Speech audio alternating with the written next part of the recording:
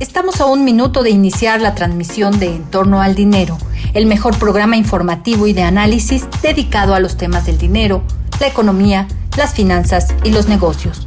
Con el apoyo de Lidia Barrón Cortés y Miriam Gutiérrez, Eduardo Torreblanca Yax encabeza este esfuerzo periodístico en televisión.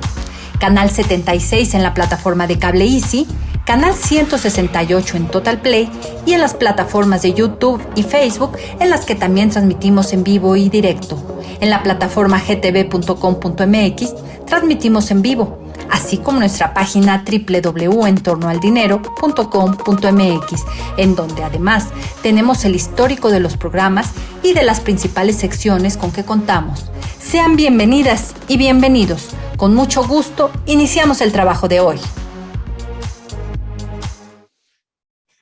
Ahora sí hace frío, la verdad, sí, honestamente le digo, hoy sí ya se siente que llega el fin de año, así es que muy buenos días.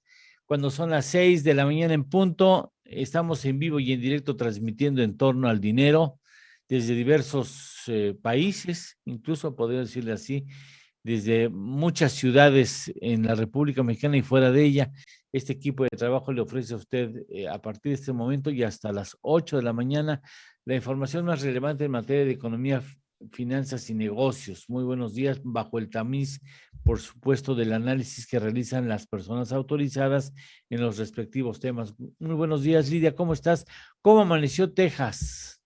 Hola Lalo, ¿qué tal? Pues fíjate que no Qué hace calor, tanto ¿verdad? frío. Qué calor. No, pues No a estas calor, horas, pero casi clima bueno, primaveral. Sí. no, bueno, pues no tendrías por qué usar el suéter a la temperatura en que estás. Bueno, fíjate que sí está fresca, o sea, la casa aquí es fresca y aunque no hace tanto frío afuera, sí se refleja. Casi se necesita un suétercito, pero no nada que ver con la temporada, ¿eh? En realidad son temperaturas como más otoñales que Sí, para sí, sí. esta época.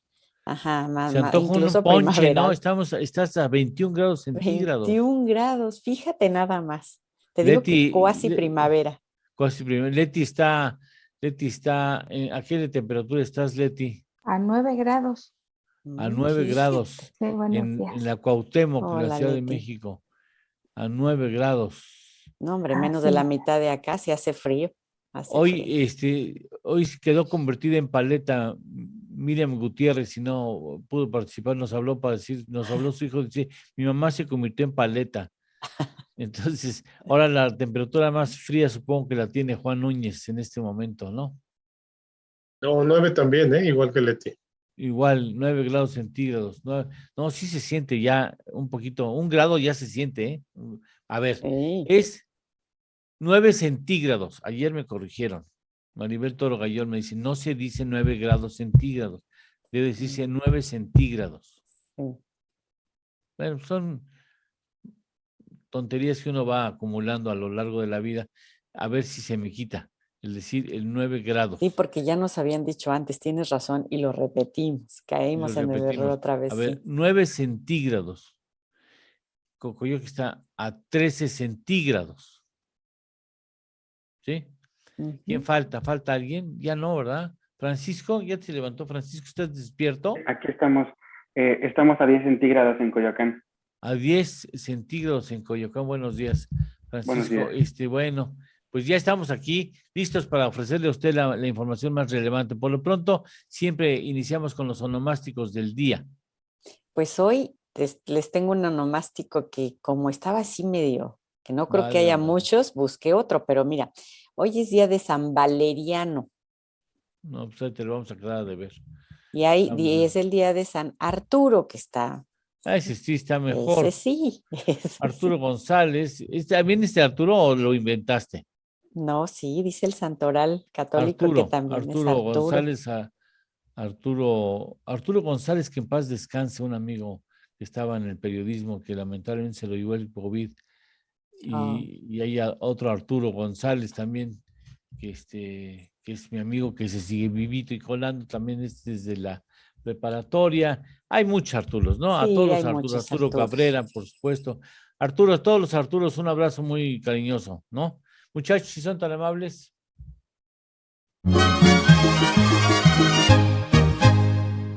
Bien, y por cierto, la televisión holandesa ofreció hoy públicamente una disculpa a México por el penal aquel que inventó un clavadista holandés y que se le comió todo el árbitro y nos puso un penalti cuando estaba a punto de terminar el partido, en donde hubiéramos eliminado, según recuerdo, a Holanda, y aprovecha, le ofrece, no le podemos dar imágenes porque para todos, Facebook es muy roñoso para eso de los derechos, y le ofrecen un agradecimiento público al Checo porque ayudó mucho a Verstappen a llevarse el campeonato, y la llevan mariachi en vivo, ¿eh? De veras. Entre un mariachi a contar el rey ahí Ándale. sí, no sabes. Yo digo, ¿cuántos mariachis no habrá disperso en el mundo? Mexicanos que le saben a la guitarra y a la cantar y tienen buena voz, buen mariachi. Sí, yo creo Buen mariachi. que muchos, ¿eh? Sí, así Sí. efectivamente. Bueno, entonces vamos a la efeméride. Vamos, un día como hoy, 15 de diciembre, pero de 1966, fallece Walter Elias Disney, mejor conocido como Walt Disney, quien fuera un empresario, animador, guionista, actor de voz y productor de cine estadounidense, quien, como todos sabemos, pues innovó la producción de dibujos animados. ¿Quién no ha visto una de sus Sí, películas? por supuesto. Ahí le debemos muchos fracasos en el matrimonio, cuando empieces con el final de que se casaron y vivieron felices, ¿no? Después Sí, tú te cierto. casas y dices, ¿qué pasó? Algo no estuvo ¿Dónde bien. está Walt Disney? ¿Dónde Sí, está sí. qué? ¿Qué pasó ¿Por con qué el me mintió Walt final Disney? feliz? ¿Qué pasó con el final feliz? Bueno, y esas son las noticias más importantes desde nuestro punto de vista con las que iniciamos este miércoles.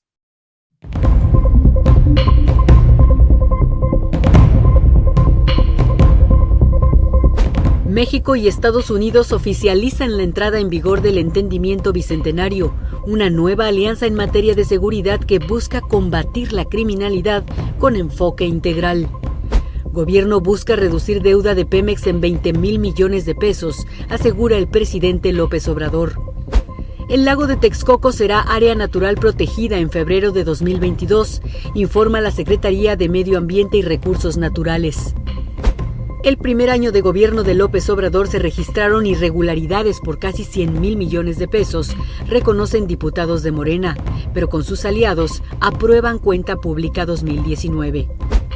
Producto Interno Bruto del sector salud creció 3.1% en 2020 con relación al año anterior, reveló INEGI. Suprema Corte recibe controversia constitucional promovida por el INE contra recorte de 4.9 mil millones a su presupuesto para 2022. Administración Biden desafía ultimátums de México, Canadá y Unión Europea que advierten que Estados Unidos violaría reglas de la OMC con subsidios a autos eléctricos. Pues vamos a los encabezados, si le parece bien a usted, vamos a los encabezados de los diarios que circulan a partir de este momento en la capital de la República Mexicana. Leti, muy buenos días. Muy buenos días. Estos son los encabezados de los diarios que se editan en la Ciudad de México este miércoles 15 de diciembre. Reforma. Colapsan Cámara. Diputados huyen. Cancelan sesión por protesta de trabajadores en San Lázaro. El Universal. En migración no hay culpables. Ken Salazar, en entrevista. Excelsior, hay buen ánimo mexicano pese a la pandemia. Encuesta del INEGI. Milenio, primer tráiler con migrantes evadió revisión y avanza a Estados Unidos. Eran 3 vehículos que iban a traficar centroamericanos, pero solo uno cruzó Chiapas. Otro nunca salió del punto de reunión y uno más fue el que se accidentó con saldo de 56 muertos y 62 heridos. La Jornada. Sanciona al INE si impide el sondeo de revocación, advierte la Suprema Corte de Justicia de la Nación. Desecha argumento del recorte. El Financiero. Auge de maquila en nuestra frontera con Estados Unidos. Favorecen escasez de suministro y saturación de puertos. El Economista. Subsidio a autos, tensa relación de socios TEMEC. Rechazo unánime de México y Canadá. Se suma la Unión Europea. El Heraldo de México. Arranca entendimiento bicentenario. El acuerdo en materia de seguridad es otro instrumento para la pacificación del país, aseguró Rosa Isela Rodríguez. El Sol de México. Pierden equipo de espionaje de 8 millones de pesos. Pertenecía al Estado Mayor. La razón de México. Corte suspende blindaje a obras de la 4T y da revés a INE en revocación. Admite controversia interpuesta por el INAI. Y hasta aquí los encabezados de este miércoles, Lalo. Muchas gracias Leti, gracias, muy amable. Vamos a ir a una pausa. En la pausa le vamos a dar detalles de prominentes políticos del PAN y del PRI se liaron a golpes en un restaurante fifí en Querétaro. Se dieron una tranquiza, pero tranquiza de esas de que van a parar al piso y se golpean y llega el dueño, los intenta separar y también etupen al dueño. O sea, fue un verdadero escándalo allí en Querétaro, de lo que da parte Joaquín López Dóriga en su columna hoy. Por lo pronto, permítame, porque yo siempre voy al último, ahora voy a ir primero a Javier Bárcena. Muchas gracias, Javier. Muy amable, a Mauricio Salgado, a Sergio Analco, que está a 3 centígrados o a 3 grados, ya sabemos, ¿no? Muchas gracias. 37 Fahrenheit. Muchas gracias, Sergio, hasta North Carolina. Alex Oviedo, listos, dice, para escuchar el programa.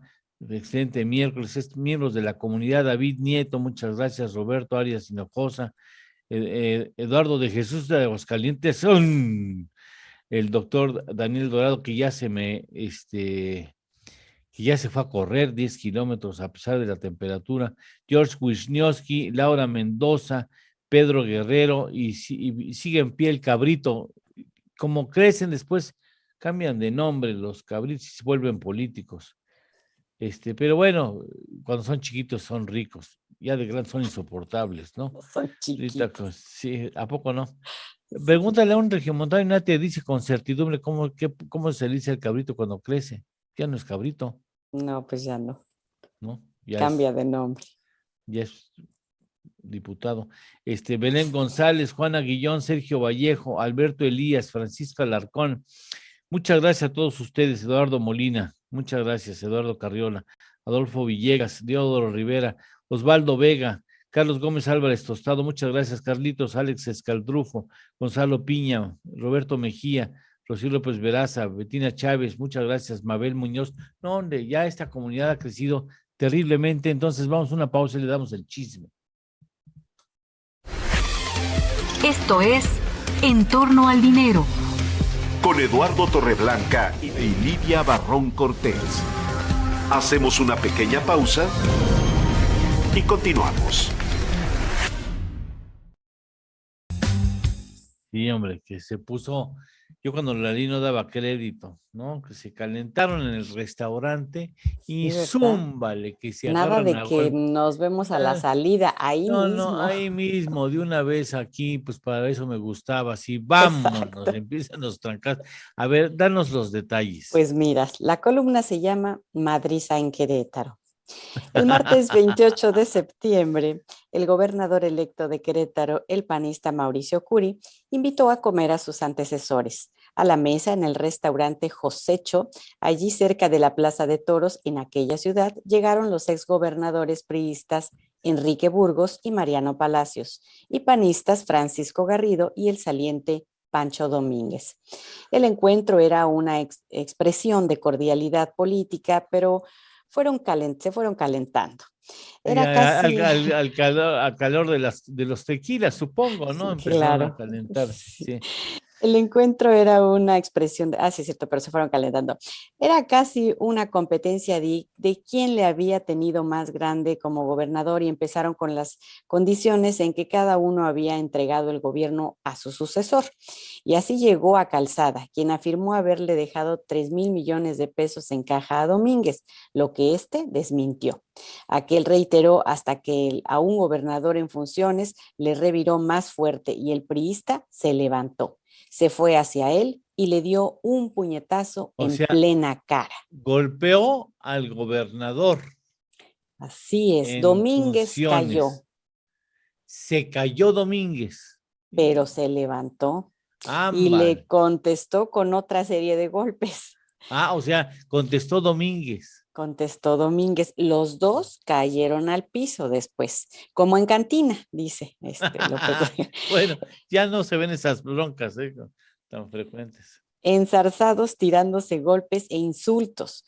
Fue cuando quiso intervenir el dueño para separarlos y le descontaron por redentor. O sea, también al dueño le tocó, cara. Imagínate, al que quiso poner paz. Bueno, Qué escenario. recuperados y en pie, agarraron botellas de la mesa y se siguieron dando hasta que por el cansancio hubo un espacio para que los separaran y la comida de civilidad política terminó como el rosario de Amozoc. Espero que el gobernador Curi no los vuelva a reunir. Si ya sabe cómo son, ¿a qué los invita? Esto que apenas trasciende hoy, lo recupero ahora que la oposición dice que va a ir a junta, dice López Obrador. ¿Qué tal, Buena columna de Joaquín, ¿no? Buen tip, así es que bueno, civilidad que en las arañas. Así es. Ya estamos de regreso. Esto es En torno al dinero. Con Eduardo Torreblanca Llanes. Bueno, pues si se la perdió, porque está re buena la columna de Joaquín. Imagínense, gobernadores del PRI y del PAN agarrándose a golpes en un restaurante a botellas. Qué barbaridad. Pero bueno, ¿qué dicen los encabezados de los diarios especializados en economía y finanzas, Leti? Estos son los encabezados de las secciones de Economía, Negocios y Finanzas de los diarios que se editan en la Ciudad de México este miércoles 15 de diciembre. Negocios del periódico Reforma. Impulsan remesas paisanos en Estados Unidos. Calculan que envíos superen los 50,000 millones de dólares. Cartera del Universal. Impuesto especial sobre producción y servicios a comida chatarra y refrescos inefectivo. El avance de la obesidad y el sobrepeso en el país muestra que se incumple el objetivo del impuesto para inhibir su consumo, refiere un estudio divulgado por el Centro Interamericano de Administraciones Tributarias. Dinero de Excelsior. Predomina el ánimo pese a la pandemia. Bienestar subjetivo. Negocios de Milenio. Nace la ferroviaria más grande en Norteamérica. Falta un permiso en Estados Unidos para consolidar la Canadian Pacific Kansas City, que conectará a las naciones del TEMEC y tendrá ingresos por 8,700 millones de dólares. Economía del diario La Jornada. La falta de libertad y la violencia lastran bienestar de mujeres. Encuesta revela mayor vulnerabilidad. Economía, mercados e indicadores del financiero. Nerviosismo por la Fed tira bolsas en Wall Street y al peso. Impactan también datos sobre la evolución de la variante Omicron y el repunte en los precios al productor en Estados Unidos. Empresas y negocios del Economista. Home Office inyecta bríos a la industria mueblera. Proveedores ven alza de 21% en ventas. Mercados del Heraldo de México. Venden más eléctricos. Automóviles en México. Finanzas de El Sol de México. Los aranceles no me gustan, dice Andrés Manuel López Obrador. Biden avanza con autos eléctricos. Negocios de La Razón de México. Contra subsidios de Estados Unidos, Andrés Manuel López Obrador busca ir a paneles internacionales. Canacintra urge a crear una política industrial.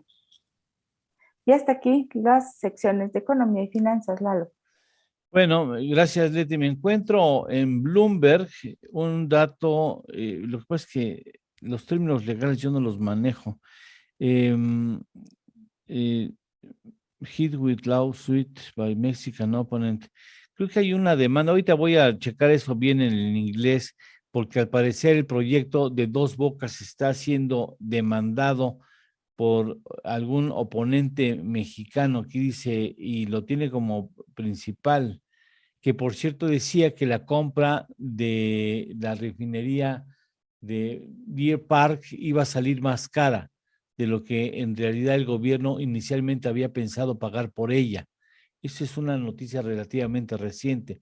Y ahorita me encuentro tratando de buscar los datos de cómo está el dólar y cómo están los petróleos en este momento. Me encuentro, AMLO $9 billion refinery will hit with lawsuit by Mexican opponent, que ya tendré que ver los detalles, pero aquí no es fácil entrar con este asunto. Voy a traducirlo, por mientras tanto vámonos con el asunto de cómo cerraron los mercados. Gracias, Leti.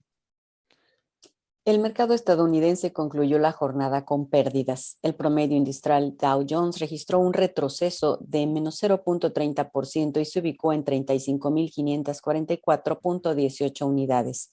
El Standard & Poor's perdió 0.75% a 4.634.09 unidades.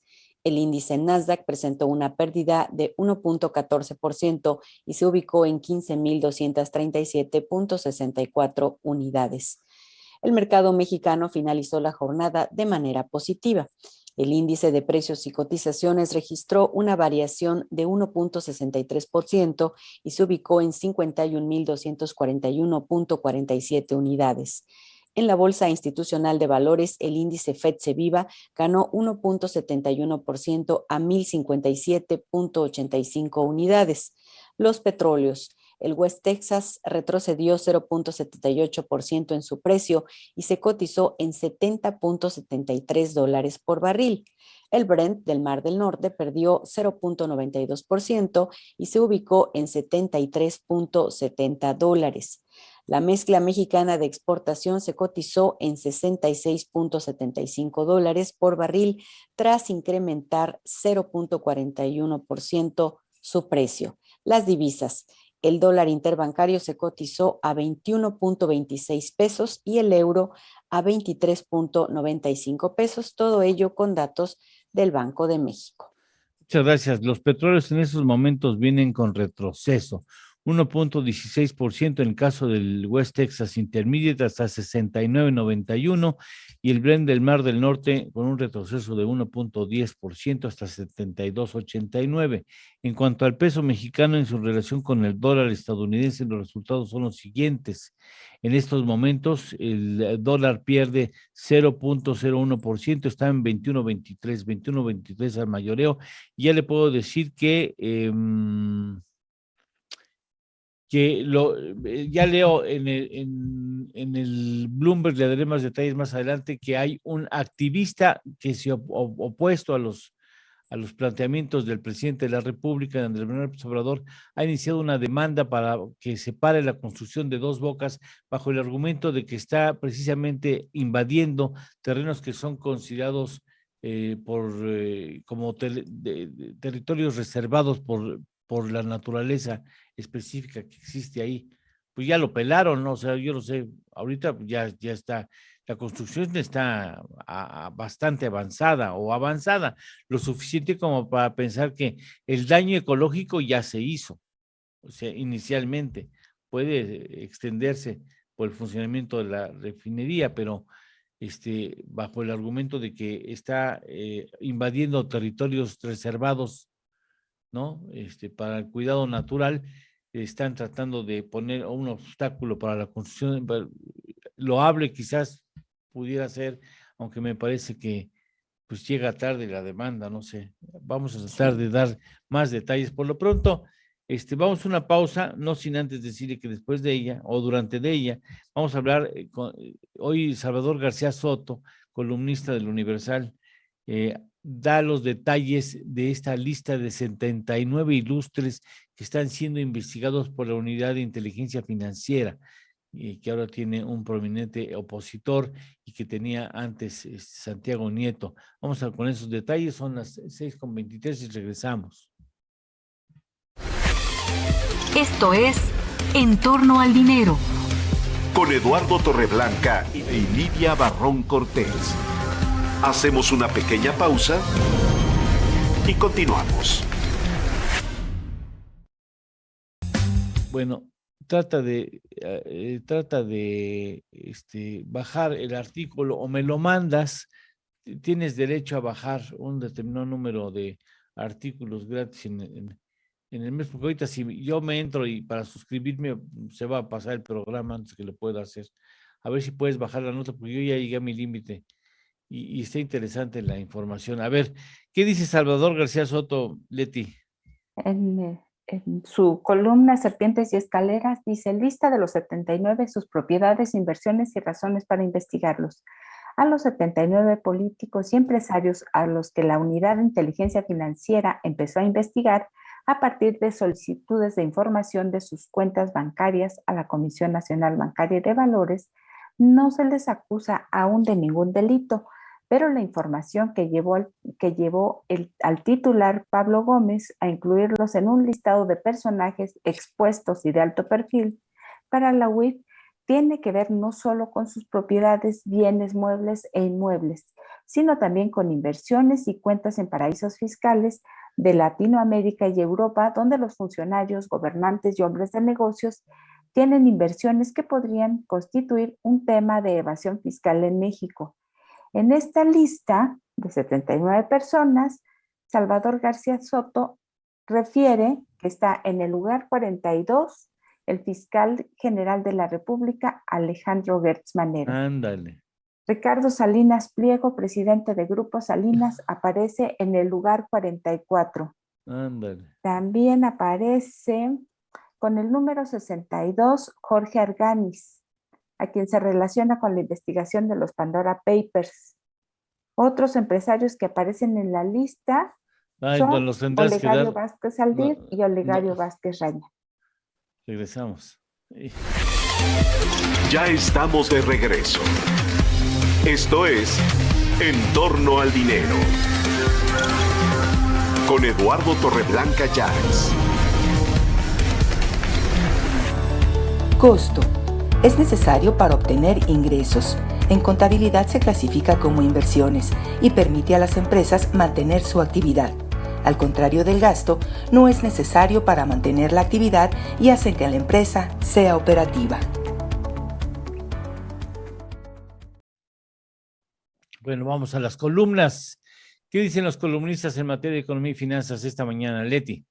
Mari Carmen Cortés, en su columna Desde el piso de remates, que se publica en Excelsior, señala que 2021 fue un buen año para la Bolsa Mexicana de Valores, y no solo por la recuperación del IPC, sino por el aumento en el volumen de operación y porque, pese a la competencia de la Bolsa Institucional de Valores, cerrará el año con una mayor participación en el mercado e importe operado que aumentó de 87% en 2020 a 92.32%.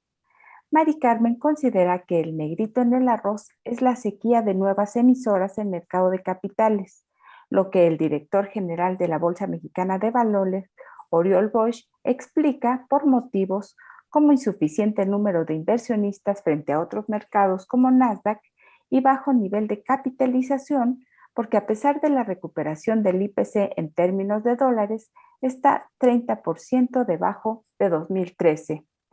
Y Enrique Quintana, en su columna Coordenadas, que se publica en El Financiero, comenta la importancia del INEGI como institución autónoma y señala que no es concebible el México moderno sin esta institución.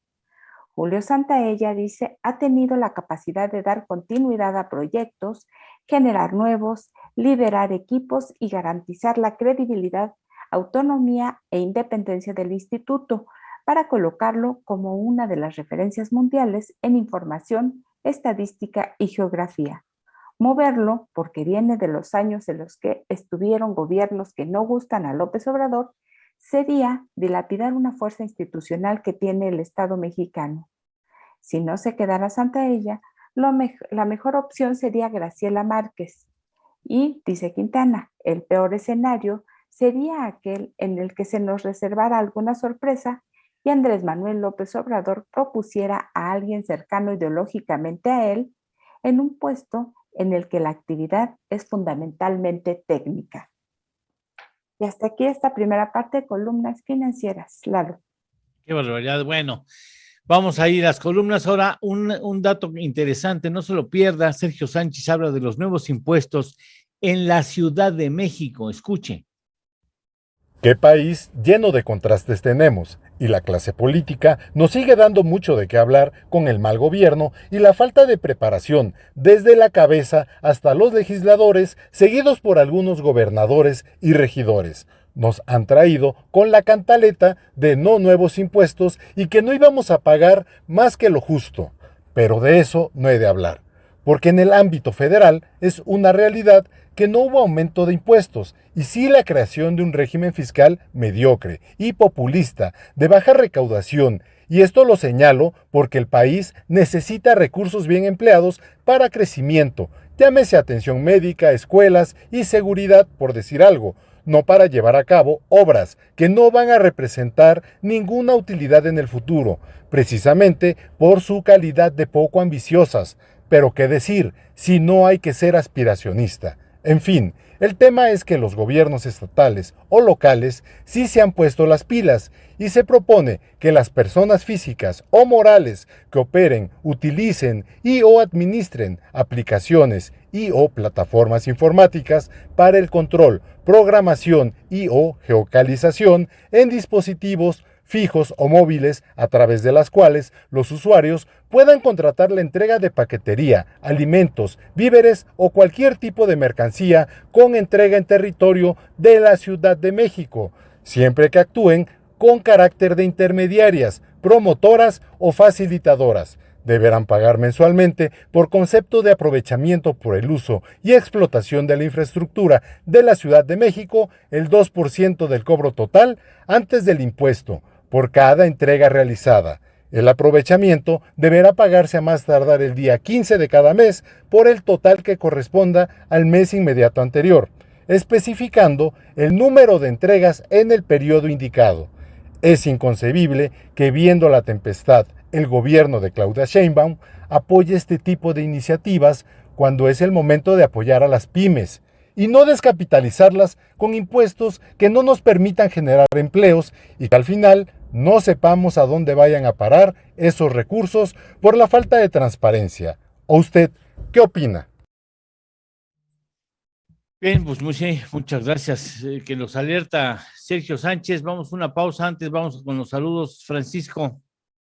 Tenemos saludos para Roberto Mejía, que nos ve desde la Jusco, en la Ciudad de México. Él nos comenta que está a 4 grados. También Eduardo de Jesús, él nos comenta que está a 2 grados en Aguascalientes. Enrique González nos comenta que desde Canton, Michigan, están a 6 cálidos grados Celsius. David Nieto lo saludamos también con gusto. A Roberto Arias Hinojosa, que nos saluda desde Guadalajara. Y a María Galabardo, Iron Princess Red Leaf, que nos saluda desde nuestro canal de YouTube.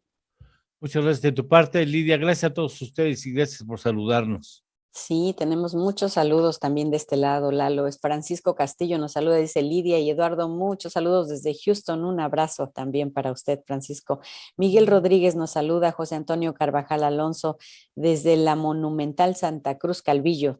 Mirna González Altamirano, saludos amigos desde Mérida, Yucatán. Dice, por acá tenemos temperaturas agradables 6 meses al año. Y los otros 6, pensé que me iba a decir frío, me dice no, los otros 6, calor fuerte, o sea que ahí no hace frío. Por si gustan venir de vacaciones, dice, realmente es disfrutable. Pues vamos para Mérida. Y dice, va cafecito para hoy, dice Mirna. Sergio Vallejo también nos dice, muchos saludos a todo el equipo. David Nieto, excelente día, buen miércoles y éxito. Belém González Serrano también nos saluda. Eduardo Carriola Nava dice, ya huele a Navidad. Lo triste es que muchos hogares pues estarán de luto y con hambre y niños sin juguetes. Eso es verdad, es cierto. Y Gonzalo Zoe Vázquez nos dice saludos desde Los Ángeles, que está a 6 grados. A 6 grados. Hacemos una pausa y después tendremos...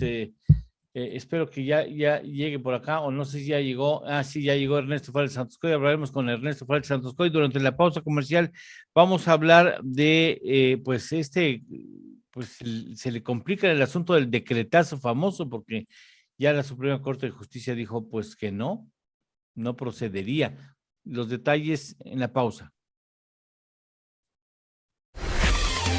Esto es En torno al dinero, con Eduardo Torreblanca y Lidia Barrón Cortés. Hacemos una pequeña pausa y continuamos. A ver cómo está el asunto. Pues mira, la columna de Francisco Garfias Arsenal la titula Malas noticias para AMLO. Dice, no puedo iniciar esta columna sin antes aplaudir al ministro X de la Suprema Corte de Justicia de la Nación, no se dio a conocer su nombre, que prohibió reservar información sobre las obras prioritarias del gobierno federal, como pretendía el decretazo de AMLO, aunque solo sea para la transparencia. Tampoco quiero dejar de subrayar la valentía del INAI por haber presentado la controversia constitucional contra ese acuerdazo que confirma la tesis de que la zona más turbia de la 4T es paradójicamente la transparencia. Lo que sí tuvieron los consejeros del Instituto de la Transparencia, como llama el presidente al INAI, le faltó a la senadora Olga Sánchez Cordero, a los legisladores de Morena y a sus rémoras en la Cámara Alta. Dice el incidente de suspensión de la controversia constitucional 217-2017. Se concede la suspensión solicitada por el Instituto Nacional de Transparencia y Acceso a la Información y Protección de Datos Personales en los términos y para los efectos que se indican en la parte denominada apartado primero. Es procedente la suspensión para que se suspendan, es textual, todos los efectos y las consecuencias del acuerdo impugnado que deriven en catalogar la información detallada en este como de interés público y o de seguridad nacional sin cumplir con los supuestos que las leyes respectivas prevén para ese efecto. La medida suspensional concedida surtirá efectos de inmediato y sin la necesidad de otorgar garantía alguna, puntualiza. Aún no se analizan los otros efectos del decreto, como nos hace ver el diputado del PAN, Jorge Triana. Por ejemplo, que se puedan hacer obras sin los permisos respectivos, subraya. Solo en 4 de los 6 estados que tendrán elecciones de gobernador en 2022 habrá candidato de la alianza Va por México, integrada por PAN, PRI y PRD, Aguascalientes, Durango, Hidalgo y Tamaulipas. En Oaxaca y Quintana Roo no hay condiciones para ir juntos, pero se deja abierta la posibilidad de que 2 de los 3 partidos que integran la coalición vayan juntos con el mismo candidato. Los dirigentes nacionales del PAN, Marco Cortés, PRI Alejandro Moreno y PRD Jesús Zambrano, hicieron el anuncio en una rueda de prensa en los salones del Hotel Hilton Alameda. Y ahí está lo que dice Arsenal, malas noticias para AMLO, Lalo. Bueno, pues también tenemos, creo que no pudimos leer la información completa de los 79 involucrados en esta investigación de la unidad. Vamos al aire. Ya estamos de regreso. Esto es En Torno al Dinero. Con Eduardo Torreblanca Llanes.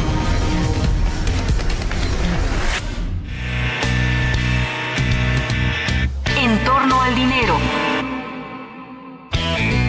Y con ustedes, el análisis con Ernesto Farril Santoscón. ¿Cómo estás, Ernesto Farril Santoscón? Muy buenos días. Hola, ¿cómo les va? Muy buenos días. Frío, ¿verdad? Sí, frito. Cada día un poquito más de frío. Sí, un poquito más de frío y un poquito. Ya sabes que demandaron al gobierno federal por la construcción de 2 bocas. Lo publica hoy Bloomberg. ¿No? Sí, hay un activista. Un grupo ecológico. Okay. Un grupo activista o una persona que se identifica como activista y contrario a los planteamientos estratégicos del gobierno federal ha demandado al gobierno para tratar de detener la construcción de 2 bocas bajo el argumento de que está haciendo daño a la ecología en un territorio que había sido reservado para el cuidado del medio ambiente y de la flora y fauna local, ¿no? Junto con eso, un ministro de la Suprema Corte que yo casi podría apostar que debe ser Margarita Ríos Pallat. A ver si latino. Sí, doy la que impida el decretazo. Suspende el decretazo. Es que no puede ser que un decreto presidencial pase por encima de la atente Constitución. contra una ley. Contra la Constitución. No, y además, ¿sabes qué? Nada más. Pues sí, pero además, ¿sabes qué? Es un contrasentido que un gobierno que se ha pues digamos, abanderado el asunto del combate a la corrupción, ahora pretende una opacidad en las obras que realiza y que sea un gobierno que ha lamentablemente preferido la vía de la asignación directa en los contratos en lugar de ponerlos a concurso y hacer las cosas de manera transparente, ¿no? Sí, sí creo que en el fondo no está la intención de la opacidad, sino sobre todo el saltarse todas las reglas para poder avanzar rápido en las obras. Sí creo que está esa intención en el fondo de este decreto. Pero acabas mediante un esquema de opacidad, ¿no? Sí, exactamente. Sí, eso no creo que lo haya hecho por la opacidad en sí mismo. Sí, sí, de todos modos, digamos, si de todos modos los contratos se hacen sin haber una licitación abierta, pública, internacional y demás para el tamaño de contratos que se están contratando, ¿no? Sí, sí. Así es. Oye, quería comentar de varios asuntos. Uno, hoy es el último día del Congreso, ¿no? De las sesiones de periodo ordinario, por ejemplo, y no hay candidato a la Junta de Gobierno de INEGI. Sí. También, pues, publicamos nuestro indicador IBEM para el mes de noviembre. ¿Tú crees que entonces, pero existe la alternativa que se vaya a la permanente, si no define ahorita? Santalla no es el candidato del presidente, por supuesto. Seguramente. Para eso No, porque es del ITAM. Pues sí. Y ha hecho un buen papel, ¿eh? Buenísimo. Yo estoy realmente gratamente sorprendido por todo lo que ha hecho y lo activo que ha estado. Digamos, yo como analista, pues he sido invitado a varias reuniones que se han hecho para distintas cosas y yo sí estoy muy complacido como usuario de la información de lo que se ha logrado en el periodo de Santaella por parte del INEGI, la cantidad de indicadores que tenemos ahora, algunos que todavía están en periodo experimental, como este indicador oportuno que está sacando de la actividad económica, pero hay muchos otros. En esta semana están saliendo reportes anuales, todos los días, de distintos sectores, de encuestas anuales, muy, muy, muy ricos en información. Si tiene, yo te diría, tiene 10 de calificación. Sí, es verdaderamente una lástima si no lo... Pero se fue la esposa de Gerardo Esquivel, ¿no? Al INEGI. Sí, está como su vicepresidenta. Su vicepresidenta. Y en teoría es la que la persona que ocuparía el puesto de Santaella. Sí, pero falta nombrar una silla, la que va a dejar Santaella al salirse. Que digamos, es una silla más de la Junta de Gobierno. Y bueno, pues esa es una cuestión. Y bueno, pues esto también del desacuerdo que hay en México para los autos eléctricos también está interesante comentarlo. A ver, permíteme primero despedir. También Canadá está igual. Sí. Nos despedimos de las plataformas que toman nuestro mensaje para reproducirlo a sus respectivas audiencias. Les agradecemos mucho, ¿verdad, Lidia? Nos escucha, Lidia. Así es, les agradecemos mucho y los esperamos el día de mañana en punto de las 6 de la mañana. Tengan una excelente mitad de semana. Muchas gracias. Continuamos con Ernesto Páez Santoscoy. Entonces, pues, mañana decide el Banco de México si va a incrementar o no la tasa de interés. Hoy lo hace la FED, si no mal recuerdo. Sí, pues es el otro tema, ¿no? La FED, por cómo salió el dato de inflación en Estados Unidos arriba del 6, sí. Pues sí creo que tendría que empezar a subir la tasa, pero sería totalmente sorpresivo y generaría un pánico y caos en los mercados. Entonces, la probabilidad de que lo haga, aunque lo tuviera que hacer ya, simplemente Jerome Powell ya aceptó que no es tan temporal la inflación que se está atravesando. La probabilidad de que suba la tasa, de que haga lo que tiene que hacer, es baja, ¿no? Por el impacto tremendo que tendrían los mercados. Y luego, mañana, Banco de México, pero también aquí en México, pues la inflación salió altísima, 7.31.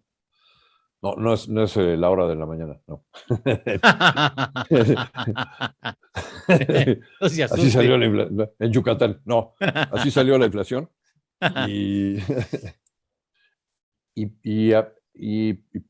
va a subir más en la segunda quincena, ¿no? Entonces, pues también habiendo elementos que hacen también más permanente y ya está generándose efectos de segundo orden en los precios de los bienes finales, pues no le va a quedar otra al Banco de México que volver a subir la tasa, y es probable que sea medio punto. Hay más probabilidades que sea medio punto a que sea un cuarto. Y luego comentarte del indicador IBEM que publicamos cada mes, ¿no? Nuestro indicador IBEM para el mes de noviembre nos permite hacer una primera estimación del IGAE para el mes de noviembre. Y estamos viendo que de nueva cuenta vamos a ver a tasa anual una caída del 1.2% anual. Este vaticinio que había hecho Banco de México de un PIB negativo en 1.6, implícito en su pronóstico de 5.4 de PIB para todo el año, pues se está materializando en que puede ser cercano a cero el PIB del cuarto trimestre, o ligeramente negativo, quizás no tan negativo como lo puso en su pronóstico Banco de México. Nosotros estamos ahorita con las cifras que tenemos a noviembre, estimando que el crecimiento del PIB del cuarto trimestre va a ser más 0.3% anual, o sea, nada. No y me digas. con esto, todo el año podría andar en 5.7. 5.7. Ajá. En términos mensuales, el IGAE de noviembre va a ser -3. -3, o sea, ya se confirma que hay un estancamiento económico, ¿se confirmaría eso? Digamos, otra vez es octubre y noviembre negativos, probablemente también diciembre. Y esto a pesar, fíjate, de que las cifras de la ANTAD, de ventas de la ANTAD a tiendas comparables, estuvo más alto de lo esperado, 9% nominal, quítale la inflación del 7%, es como un 2 real. Bueno, pues a pesar de ese dato, que es positivo en el comercio, que es la parte más importante de la economía, el resto del conjunto hace que el PIB se vaya ligeramente negativo, de acuerdo a, como diría el clásico, a nuestros números. Bueno. Ernesto, pues muchas gracias, te agradezco mucho que estés aquí con nosotros como todos los lunes, miércoles y viernes. Al contrario, gracias a ustedes. Que tengan buen inicio de media semana. Bueno, muchas gracias. Y nos escucharemos más adelante, gracias. Vamos ahora con Javier Treviño, después de una pausa. Durante la pausa, vamos a terminar con ese asunto de la lista de 79 ilustres mexicanos investigados por la UIF, un asunto del que habla Salvador García Soto en su columna de esta mañana. Esto es En torno al dinero. Con Eduardo Torreblanca y Lidia Barrón Cortés. Hacemos una pequeña pausa y continuamos. Columna, ¿no? Fíjate que solamente me faltó mencionar de los que señala hoy a Enrique Martínez y Martínez, exgobernador de Coahuila. Este sería el último que menciona hoy, porque dice que mañana va a haber una segunda entrega de la lista. De la lista, no, Así bueno. Es. Digo, con su consejero, no, yo no sé quién hizo esa lista, pero está su consejero, está Scherer, está, y empiezan a investigar las sombras, pero bueno. Javier, ¿cómo estás? Bien, te estaba escuchando, no sé, no he visto yo todavía la columna de Salvador, pero ¿hay alguien más ahí en esa lista o qué? A ver, ¿cuáles son los que están en la lista, Leti? Alejandro Gertz, Ricardo Salinas, Jorge Arganis, Olegario Vázquez Albid y Olegario Vázquez Raña, y Enrique Martínez y Martínez. Esos son los que vienen hoy, de los 79. Ahora, Y es una lista de los que están investigados por la UIF. Sí, están siendo investigados por la UIF a la llegada de Pablo Gómez. Ahora con la llegada de Pablo, no era que ya estuvieran desde antes. No, Parece que ya estaban. Parece que ya estaban, pero pues Dice, repito, a los 79 políticos y empresarios a los que la Unidad de Inteligencia Financiera empezó a investigar a partir de solicitudes de información de sus cuentas bancarias. A la Comisión Nacional Bancaria y de Valores no se les acusa aún de ningún delito, pero la información que llevó al titular Pablo Gómez a incluirlos en un listado de personajes expuestos y de alto perfil para la UIF tiene que ver no solo con sus propiedades, bienes muebles e inmuebles, sino también con inversiones y cuentas en paraísos fiscales de Latinoamérica y Europa.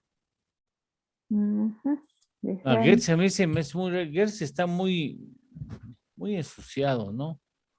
Sí. Muy involucrado en demasiadas broncas. Yo creo que tendría que considerar el gobierno que ya no es un activo del gobierno federal, si en algún momento llegó a pensarse, sino que ya comienza a ser un pasivo para el presidente, ¿no? Correcto. Una cola larga que le pisen al presidente y no necesita ahorita esto. Pues sí. Bueno, los retos vienen, ya viste, ya escuchaste a Ernesto, pues se confirma un proceso de estancamiento en la economía, ¿no? Sí, pues exacto. Pues yo te lo comentaba la semana pasada Sí, con el informe de ahí del Centro de Estudios Económicos del Sector Privado, cómo se veían, ¿no? Y es lo mismo que dice Ernesto, pues así se ve, ¿no? Y el problema está en que no hay políticas públicas que alienten la inversión, ni la confianza, ¿no? Vamos al aire. Ya estamos de regreso. Esto es En torno al dinero. Con Eduardo Torreblanca Llanes. En un mundo global resulta muy importante conocer qué papel juega nuestro país en el escenario internacional. Llega el momento de la reflexión en ese sentido. Saber qué pasa, por qué pasa y qué repercusiones tiene en la realidad. En torno a México y el mundo.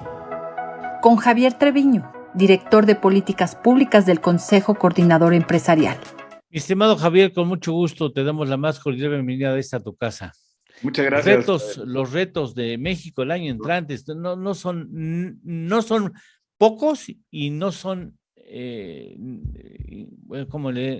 no son pequeños, ¿eh? No son sencillos, pero yo realmente te voy a comentar un poco, Eduardo, de los retos que hay en el mundo y que México, pues de alguna manera, tendría que hacer algo sobre eso. Sí, claro. La verdad es que preservar la paz, las reglas globales y nuestra democracia, pues debe ser una prioridad.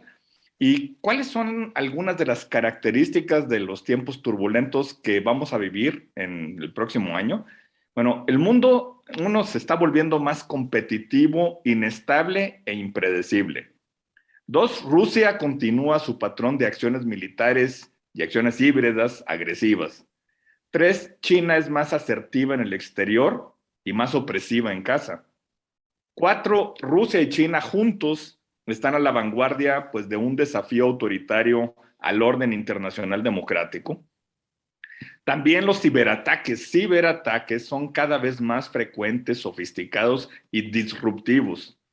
Además, persisten las amenazas terroristas en el mundo, proliferan las armas nucleares y la crisis del clima va a precipitar inestabilidad y va a seguir alimentando la crisis. Mira, estos son algunos de los desafíos que identifica el secretario general de la OTAN, Jens Stoltenberg, y que van a afectar nuestra seguridad, y la única forma de encararlos es juntos. Y afortunadamente el presidente de Estados Unidos y su equipo y el Congreso de Estados Unidos han estado firmemente comprometidos con ese vínculo transatlántico y están trabajando con Europa. Y hay una Agenda 2030 de la OTAN, son 30 naciones que usan ese foro para las consultas, para las decisiones sobre seguridad. Y aquí, Eduardo, los dos conceptos claves son disuasión y defensa. Disuasión y defensa en tierra, mar, aire, espacio y ciberespacio.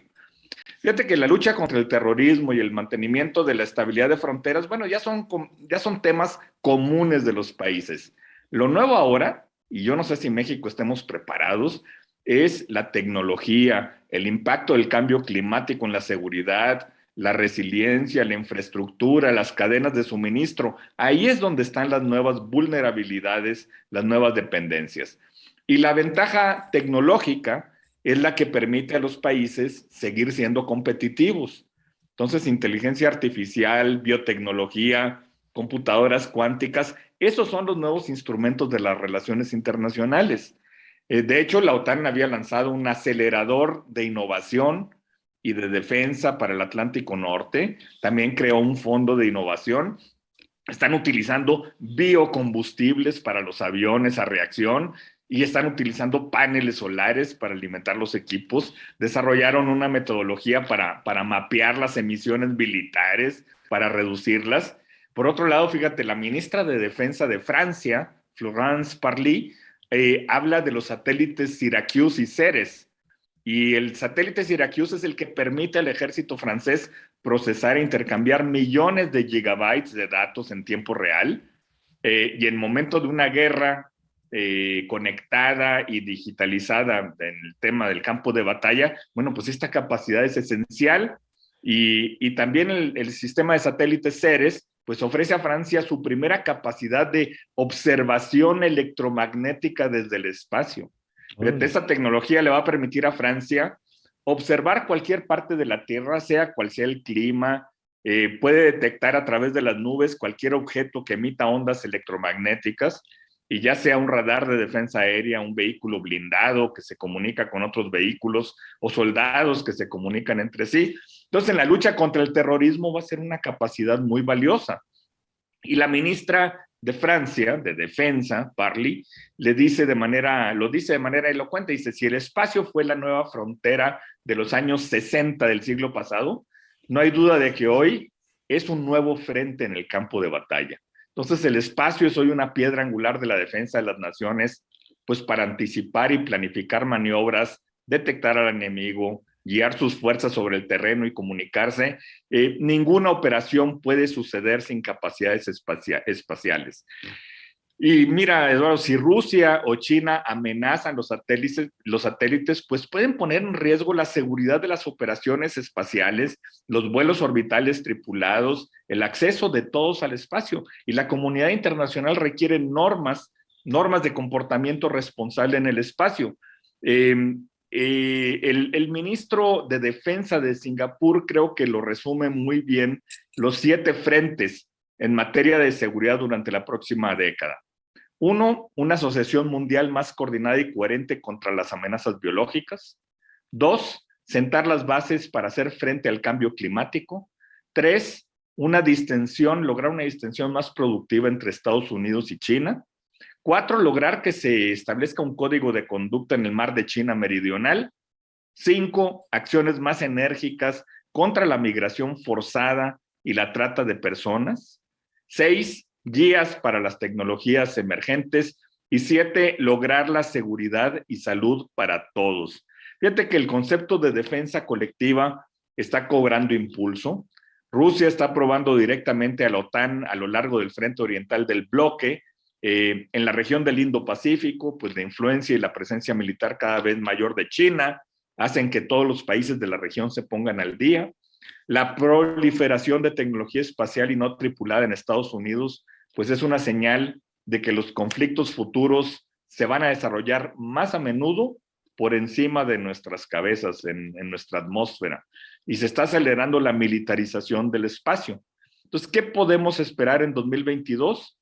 Es muy difícil saberlo, hay una gran imprevisibilidad de ciertos actores internacionales. Viviremos en una era de creciente competencia estratégica entre estados y complejas amenazas a la seguridad, donde las políticas de poder pues han vuelto para quedarse, y el gobierno de la 4T en México tiene que estar dispuesto y preparado a defender nuestros intereses y valores en este nuevo orden mundial, Eduardo. Bueno, pues es un escenario nada sencillo, y finalmente todo eso pues nos acaba afectando directa o indirectamente, ¿no? Completamente, desde nuestro teléfono celular y los satélites y las interconexiones y todo lo que tengamos que estar haciendo, digo, tiene un impacto por supuesto, brutal en nuestras... y México pues sigue siendo miembro del Consejo de Seguridad de las Naciones Unidas, aunque ya no lo preside. Esto ocurrió en el mes de noviembre. Entonces, bueno, pues ahora el gran reto es que en el mes de febrero, quien va a presidir el Consejo de Seguridad de Naciones Unidas es nada más y nada menos que Rusia. Entonces, vamos a ver cómo nos va en el mundo. Con ese criterio, espero que no haya conflictos. Exacto. Porque, bueno, va a tomar, ¿no? Es un país muy, bueno, muy complicado de entender, ¿no? Con criterios políticos y jerarquías muy específicas. Correcto. Javier, te agradezco mucho, que tengas un excelente día miércoles. Gracias por estar con nosotros, como siempre. Gracias, Eduardo. Buenos días. Eres muy amable, muchas gracias. Que tengas buen día. Gracias. Son las 6:59. Vamos a ir a una pausa, no sin antes revisar cómo van los saludos. Francisco, primero Francisco, aunque está bien, Lidia, que estés aquí conmigo compartiendo la imagen. ¿Cómo va, Francisco, los saludos? Tenemos un comentario que nos hizo llegar María del Carmen Alcántara desde Puebla y dice así: les quiero comentar un dato. La ciudad de Puebla se encuentra en entorno económico estancada. Desde esta nueva administración, la ciudad ha quedado abandonada. A mí me gustaría saber si se tiene un dato de cómo están los estados en torno al tema de inversión y crecimiento económico. Se siente una recesión económica fuerte, no hay inversión gubernamental ni privada. Se ve muy poca obra, casi nula, y veo muchas casas en venta y obras detenidas. Los precios por los cielos. Ya se siente la inflación en el mercado, tan solo en artículos de primera necesidad, y la fruta ni se diga. Todo va en aumento. Muchas gracias. Ese es el comentario que nos manda María del Carmen Alcántara desde Puebla. Muchas gracias. Sí, estaba yo explicando ayer en un comentario que tenemos dentro de MBS, que cómo ha ido creciendo los elementos de los fertilizantes químicos. Los fertilizantes químicos en lo que va del año se han disparado 130, 140, 170%, ¿no? La urea, bueno, los fosfatos, son después un nombre muy sofisticado. Por supuesto, la química nunca fue muy fuerte. Entonces no me acuerdo cómo son los términos de los 3 o 4 principales elementos fertilizantes bajo la esfera química. Y yo insisto, eso impacta pues, los costos de producción. El fertilizante puede ser entre el 25 y hasta el 35% del costo de una cosecha. Entonces, pues automáticamente eso se traduce y se endosa al precio final del producto que usted y yo tenemos que comprar en el supermercado o en la recaudería. Y por eso están los precios como están. A mí me decía un jardinero que conozco, ya veo cómo está usted. El año pasado estábamos la urea o estaban el 777 o la mezcla cañera, estaban sobre 300 pesos el costal de 50 kilogramos. Hoy está, según me dice, arriba de 1,000. Pues sí. Y eso se nota, Lalo, en la cuestión al ir al mercado, las amas de casa. Supe que frutas, legumbres, verduras han subido muchísimo y yo creo que, pues claro que tiene que ver la cuestión de los fertilizantes, ¿verdad? Además de otras muchas cuestiones, como la inflación que ya se ha venido no, y eso, platicando aquí. y eso apenas comienza, ¿eh? Así es. Fíjate, simplemente en los Estados Unidos es una inflación de 6.3% y los precios han subido casi 7%. Por ejemplo, ahora para la cena navideña, una libra de pavo de este lado está en $15. ¿Un pavo? Una libra de pavo, la libra. Y son medio kilo, ¿no? Poquito menos de medio kilo. Medio kilo. Imagínate cuál cena navideña, ¿no? Muy caro. $15 la libra de pavo. Perdón mi tontería, pero ¿cuánto puede llegar a pesar un pavo? Unos 5 kilos, estamos hablando de unas 8 o 9 libras. ¿A $15? $15. 15 por 9. Sí. No, pues ¿qué? No, imagínate lo que sale el No pavo manches. sin cocer No, pues que todavía. los pavos han de estar felices, No, los pavos están felices y los dueños de los pavos están más felices todavía. ¿no? Sí. No, quién sabe. Ahora, los pavos que ustedes se van a echar en fin de año ya están muertos. Sí, ya están muertos. El beneficio no les tocó.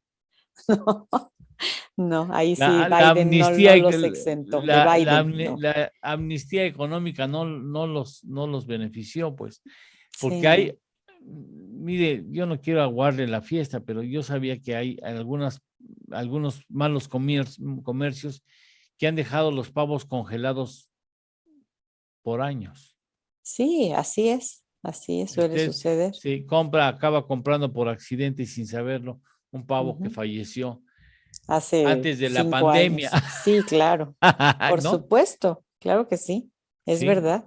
Y Sí. lamentablemente, déjeme decirle usted que México era un jugador importante en la producción de pavos y hoy ha dejado de serlo. Prácticamente importamos el total de los pavos que necesita este país para sus mesas mexicanas. Bueno, ya iremos viendo ese asunto. Por lo pronto, vamos a una pausa y en la pausa vamos a tratar el asunto de La columna, ¿verdad? la columna de Loret de Mola. Carlos Loret de Mola, ¿no? O Raimundo Rivapalacio.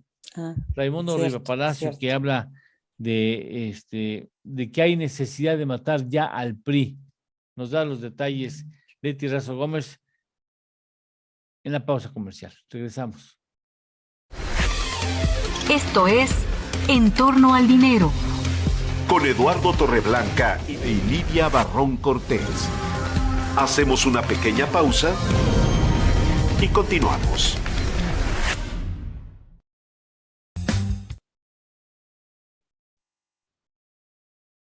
¿Listos? Sí. Bueno, pues iniciamos con lo que escribe Raimundo Rivapalacio en su columna estrictamente personal de El Financiero. Dice: la 23ª Asamblea Nacional del PRI, celebrada el sábado pasado, nos mostró lo alejados de la realidad que están sus líderes, Alejandro Moreno, presidente del partido, y Rubén Moreira, coordinador de la bancada tricolor en San Lázaro, que no se han dado cuenta de que el partido, si bien no ha muerto, se está pudriendo. Dice Raimundo que están muy extraviados. El PRI perdió autoridad moral y no ha hecho nada por reconstruirla. Refiere que en febrero de 2018, de acuerdo con las encuestas previas a la campaña presidencial, el 48% del electorado decía que no votaría por el PRI y sus negativos se han acrecentado. Recuerda también que en la última encuesta de Reforma rumbo al 24, el 66% dijo que no estaría dispuesto a votar por ningún candidato del PRI. Dice: lo más sobresaliente de los negativos del PRI es que la gente lo evalúe como si estuviera en el poder. Sin embargo, el PRI se encuentra en picada desde las elecciones intermedias en 2015 y se pregunta por qué ese partido, guiñapo de lo que fue y con rendimientos políticos decrecientes, se mantiene en lo alto del imaginario colectivo. Porque López Obrador visibilizó y amplificó los agravios, corruptelas e ineficiencias del gobierno podrido de Enrique Peña Nieto, que por tan reciente todos recuerdan. Creo que hasta aquí llegamos, ya solamente nos faltaría la conclusión, pero Pues si sí, quieres la damos pues, en el no, siguiente. ya, vamos al siguiente, sale. Ya estamos de regreso. Esto es En torno al dinero. Con Eduardo Torreblanca Llanes.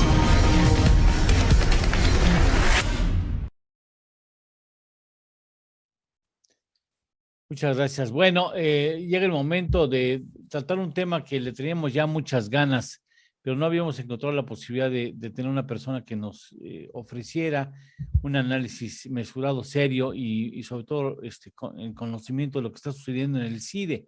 Está con nosotros Leonardo Núñez González, quien nos va a explicar desde su punto de vista qué diablos está sucediendo en ese centro educativo que tiene prestigio internacional y que ha sido considerado por algunas personas en el gobierno federal como uno de los puntales fundamentales de neoliberalismo y por eso pues es un asunto que lejos de encontrar solución, se está complicando, sobre todo por la negativa de CONACYT de entrar en un diálogo que es absolutamente necesario con los estudiantes y con la comunidad de ese centro de estudios. Muchas gracias por estar con nosotros, Leonardo. ¿Qué tal? Muy buenos días, encantado de poder platicar con ustedes. ¿Por qué crees que no se ha encontrado? ¿Por qué esa reticencia al diálogo?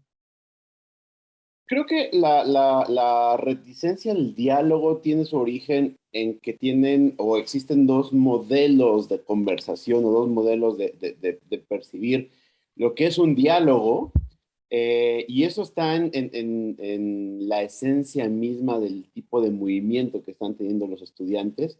Hay que recordar que ya ha habido un encuentro entre Álvarez Bulla, que es la titular del CONACYT, y los estudiantes, pero se dio en unas condiciones y bajo un modelo de conversación que esto es diametralmente diferente entre los dos participantes. Esa conversación que se dio hace unos días fue después de que la comunidad del CIDE ya había invitado en diversas ocasiones al doctor Álvarez Bulla a una negociación, ¿no? Pero esa negociación era una mesa física que en los dos primeros momentos se instaló en el Centro de Investigación y Docencia Económicas, y el tema era que en esa mesa estaban colocados los profesores, representados a través de la asamblea de profesores, miembros del sindicato, miembros de la comunidad de egresados y miembros de la comunidad estudiantil, y estaban esperando a la doctora Álvarez Bulla para negociar en una mesa redonda, ¿no? De igual a igual. Y el problema es que lo que Álvarez Bulla concibe como un diálogo no tiene ese formato. Cuando lo citó a una conversación por Zoom, ¿no? Que es una conversación que además está disponible en medios de comunicación, está colgada en internet y cualquiera la puede consultar porque es una mesa bastante larga. Lo que ella tenía o lo que intentaba realizar era un diálogo circular. Ella así lo mencionó, ¿no? Usando estas frases del presidente, un diálogo circular en la que quería hablar con la comunidad, pero quería hablar con ella en modelos de esquema de 1 hora, con pedacitos diferentes de la comunidad, con un modelo en el cual ella solamente iba a dar un mensaje inicial, iba a abrir el espacio a preguntas, se iba a cerrar el espacio y seguía con el siguiente grupo. Y lo que sucedió en esa conversación es que los estudiantes estaban todos reunidos en una sola transmisión y ellos querían hablar del pliego petitorio. Y lo que ha sucedido es que nadie ha querido escuchar a los estudiantes desde un primer momento. Y el agravio de la comunidad del CIDE, al menos por parte de la comunidad estudiantil, es que ellos han intentado dialogar con las autoridades en múltiples ocasiones. Antes de que escalara a esta situación con Álvarez Bulla, ellas intentaron primero dialogar con el director del CIDE, porque el CIDE, el director del CIDE, cuando todavía era interino, el doctor Romero Telaecha, empezó a tomar una serie de acciones que agraviaron a la comunidad. Despidió al profesor Madrazo, que era el director del CIDE Región Aguascalientes, pero después despidió a la doctora Catherine Andrews, que era la directora académica, quien había estado realizando una serie de acciones muy necesarias para implementar la agenda de género y para proteger a las estudiantes con nuevos modelos de protección al denunciante y muchas más situaciones referentes a políticas de género. Ella fue despedida también arbitrariamente y fue despedida por obedecer la ley porque ella tenía que hacer las juntas de evaluación, y eso fue lo que agravió a la comunidad estudiantil. Y la comunidad estudiantil en un primer momento quiso hablar con el director, y el director lo que les ofreció fue un modelo es muy similar al de Álvarez Bulla. También fue una conversación por Zoom donde no participaron todos los estudiantes, donde ellos solo podían ser espectadores, y donde además los agravió porque les dijo que él no estaba ahí para negociar, no estaba ahí más que para presentarles la información, y que parecía que ellos eran unas esponjas. Y eso fue lo que les dijo esponjas, porque les dijo, ustedes en realidad están siendo manipulados por sus profesores, hay intereses oscuros detrás de ustedes que quieren manipularlos, y eso fue lo que hizo que los estudiantes se enojaran en un primer momento, ¿no? Porque les dijeron, ustedes no tienen criterio, y realmente pues yo no me tengo que sentar a escucharlos. Y como no los escuchó el director, ellos empezaron una serie de movilizaciones y de acciones que ellos mismos lo nombraron. Si no hay diálogo, nosotros estamos considerando una serie de acciones escalonadas, así lo definieron, ¿no? Para ser escuchados. Y en esas medidas escalonadas, el paro y la toma de instalaciones que sucedió, pues digamos que formaba parte de los últimos peldaños de diversos intentos que se fueron haciendo a lo largo del tiempo para dialogar con el director, ¿no? Entonces, estos agravios que se han ido acumulando a lo largo de las semanas, y además esto también es importantísimo de mencionarlo, este es un conflicto que es relativamente reciente. El despido de la doctora Catherine Andrews pasó el 16 de noviembre, hace un mes, menos de un mes. Hasta antes de eso, la comunidad del CIDE, al menos la parte estudiantil, no estaba movilizada, ¿no? Estaban indignados y preocupados por lo que estaba pasando, pero no habían ellos considerado ningún tipo de acción medianamente cercana al punto donde hoy estamos. Entonces, un mes es lo que ha sido suficiente para crear este movimiento que hoy demanda autonomía y que sale a marchar a las calles y ya no reconocen a Álvarez Bulla a una interlocutora válida, pero ha sido porque en múltiples ocasiones han continuado agraviando y agraviando e insultando y mintiendo sobre lo que los propios estudiantes están viendo, y eso es lo que ha hecho que esto siga subiendo de nivel, porque los estudiantes no han sido escuchados. Oye, además, bueno, yo he leído que todo parece indicar que el nombramiento de Romero Tellaeche no reúne, digamos, el rumbo exigido por los lineamientos que marca el propio CIDE. Creo que no, ni siquiera creo que llena el perfil o no hizo las cosas. El camino que siguió su nombramiento transgrede los estatutos o la ley del CIDE, ¿no? Los reglamentos del CIDE. Así es, hay una doble consideración sobre la parte jurídica del director Romero Tellaeche. El primero es precisamente sobre la característica o el apego a la ley de su proceso de nombramiento. Sí. ¿No? Los estudiantes mantienen una inconformidad porque en el estatuto del CIDE se dice que en la primera parte, en el proceso interno, la comunidad estudiantil tiene que ser escuchada o considerada y también junto con otras partes de la comunidad interna del CIDE tienen que ser escuchados sobre las propuestas de directores. Ellos no fueron escuchados. Los estudiantes, primero mencionan, ellos debieron haber estado en la mesa. Después, en las siguientes partes del proceso hubo otras irregularidades. Hay un comité de auscultación interna donde participa la comunidad del CIDE. En ese proceso de auscultación, toda la comunidad del CIDE dijo que el candidato mejor evaluado era el otro candidato que no era el doctor Romero Tellaeche, que era Vidal Llerenas. Entonces, ahí hay también otra señal importante. La comunidad del CIDE interna no aprobaba al candidato Romero Tellaeche. Quien sí lo aprobó fue un comité de auscultación externa, donde desafortunadamente varios de los integrantes de ese comité eran conocidos del propio director Romero Tellaeche, al punto que incluso han escrito artículos juntos, y entonces hay una relación previa donde claramente se configura un conflicto de interés. Ahí hay una segunda irregularidad. Y la última es que después de ese proceso de auscultación externa e interna que tuvo estas irregularidades, se debió haber sometido a la dirección del CIDE, digamos, a la mesa de dirección del CIDE, donde hay varios institutos, varias áreas del gobierno, que debieron haber votado esas candidaturas para concluir el proceso de nombramiento. Y en esa mesa están sentados, por ejemplo, el Instituto Nacional Electoral, pero también está el Fondo de Cultura Económica, y está el Banco de México, y está la Secretaría de Hacienda. Y diversos de los participantes de esas mesas han dicho que ellos no pudieron participar en la votación porque no se realizó en estricto sentido de derecho, porque ellos hubieran votado en contra, ¿no? El INE tiene una carta muy amplia donde dice hay diversas irregularidades en el proceso y nosotros hubiéramos votado en contra de, pero lo que ha dicho Álvarez Bulla es que todos los que estaban en esa mesa aparentemente votaron de manera unánime o que no hubo ninguna inconformidad. Y por eso también una demanda de los estudiantes y una de las demandas que también de los profesores es que se haga pública el acta y la grabación de la sesión en la que se decidió nombrar a Romero Tellaeche, porque no es pública, ¿no? Parece una sorpresa que el evento trascendental en el nombramiento del director no es un documento público, y la sospecha de los estudiantes y la sospecha de la comunidad del CIDE es que ahí, si pudiera hacerse pública esa conversación, se darían cuenta que efectivamente no se tomó en consideración las instituciones que debieron haber participado y que incluso han dicho, nosotros hubiéramos votado en contra.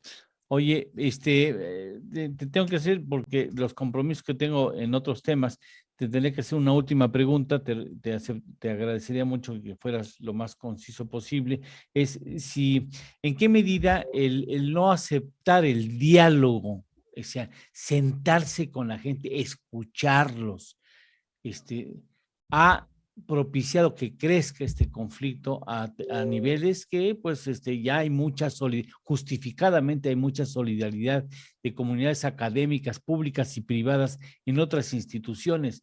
Yo no sé hasta qué punto la posición de la directora de CONACYT ha propiciado que el asunto vaya creciendo. Claro, creo que tienes perfecta razón señalando que este es un conflicto manufacturado de manera innecesaria. No es consecuencia de que efectivamente la doctora Álvarez Bulla ha rechazado todas las oportunidades que se le han presentado de diálogo, y siempre ha sido porque los estudiantes le han presentado un modelo que no corresponde con lo que ella cree que es un modelo. Las diferentes mesas que se habían pactado en el CIDE, ¿no? Que la directora ya había aceptado que se realizaran después de la conversación en Zoom, que además puede verse en redes, donde es muy claro el modelo de diálogo a los estudiantes, se rompieron, o ellos dicen no hay condiciones para el diálogo, porque lo que ellos querían era un modelo donde les decían, pueden mandar ustedes a tantos representantes estudiantiles como quieran, pero el modelo va a ser, van a hablar 10 minutos, 10 minutos, 10 minutos, va a haber una ronda de 10 preguntas, luego va a intervenir la titular Álvarez Bulla, concluye el evento, ustedes entregan las instituciones y se acabó. Y los estudiantes lo que dicen es, caramba, creo que eso no es un modelo de diálogo. Los estudiantes quieren una mesa horizontal con los profes, porque también hay que recordar que en una primera iteración, la mesa incluso que quería el CONACYT era sin medios, sin profesores, sin medios, sin ningún tipo de representante diferente a los estudiantes. Los estudiantes decían, este es un conflicto donde estamos todos.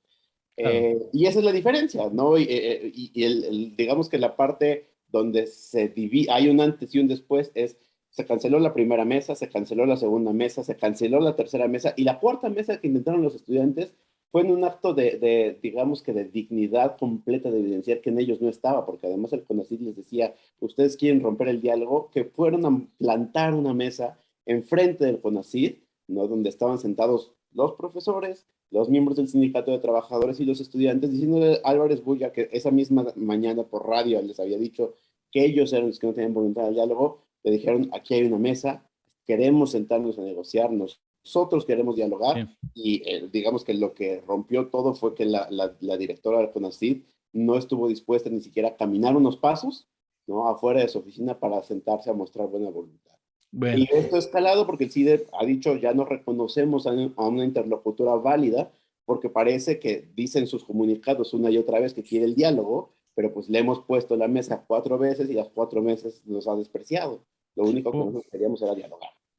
Bueno, seguiríamos tratando el asunto, espero que ya haya de él, pero como veo, como siento que la directora del CONACYT no tiene disposición a dialogar con la comunidad, pero estaremos en contacto contigo, si nos lo permites, para seguir el tratamiento de este conflicto que mucho nos preocupa, evidentemente. Muchas gracias por estar con nosotros, Leonardo. Encantado, y estamos muy a la orden. Muchas gracias, eres muy amable. Hacemos una pausa. Durante la pausa, pues tendré que darle el adelanto del asunto de que están demandando al gobierno federal para que suspenda, exigiendo la suspensión de la obra de Dos Bocas. Es un asunto que hoy reporta como uno de sus principales, ¿cómo se llama? El Bloomberg, la agencia Bloomberg, ¿no? Entonces, hacemos una pausa. Tenemos saludos, ¿verdad? Tenemos saludos, sí. Nos saluda Pedro Guerrero Ramírez desde Monterrey, nos saluda Torres Ibón, nos dice exitoso día, nos saluda también Lidia Mora, dice muy buenos días, reportando desde Orizaba, 10 grados en Orizaba. Alberto Elías dice buenos días, Eduardo y amigos, saludos, dice estamos a 20 grados bajo cero. ¿Dónde Eso están dice de 20 grados? ¿En dónde? Alberto Elías. ¿En Calgary? Sí. ¿Cuánto?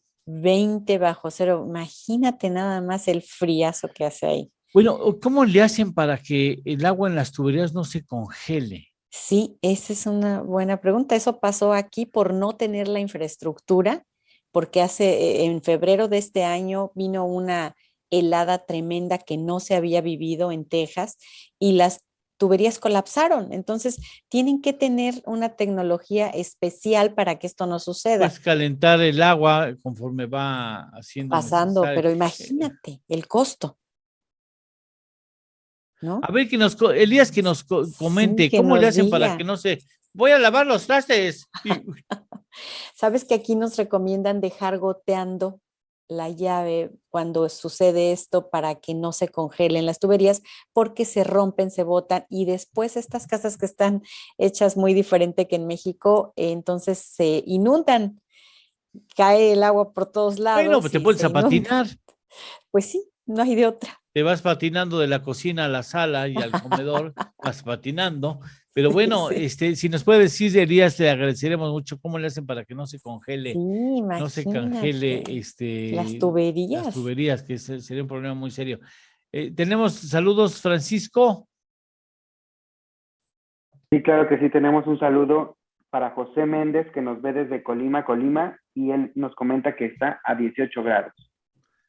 18 grados. Bueno, muchas gracias. Bueno, vamos a una pausa. Tendremos el reto, bueno, el pendiente de ver cuánto han aumentado y en qué grado somos insuficientes en la satisfacción de las necesidades de diversos productos alimenticios en el país. Ese es un asunto que está finalmente impactando en los precios. Y durante la pausa le voy a hacer referencia, o ya regresamos de la pausa. No, ¿verdad? Vamos apenas a la pausa.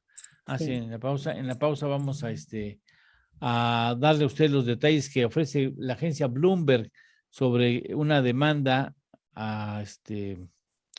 al gobierno federal para que deje de construir el Dos Bocas. Regresamos. Esto es En torno al dinero. Con Eduardo Torreblanca y Lidia Barrón Cortés. Hacemos una pequeña pausa y continuamos. Bueno, no soy experto en la traducción, pero intentaré hacer mi mejor esfuerzo. Un activista de oposición ha iniciado un proceso de demanda en contra de la construcción de la refinería de Dos Bocas, que tendría aproximadamente un costo de $9,000 millones.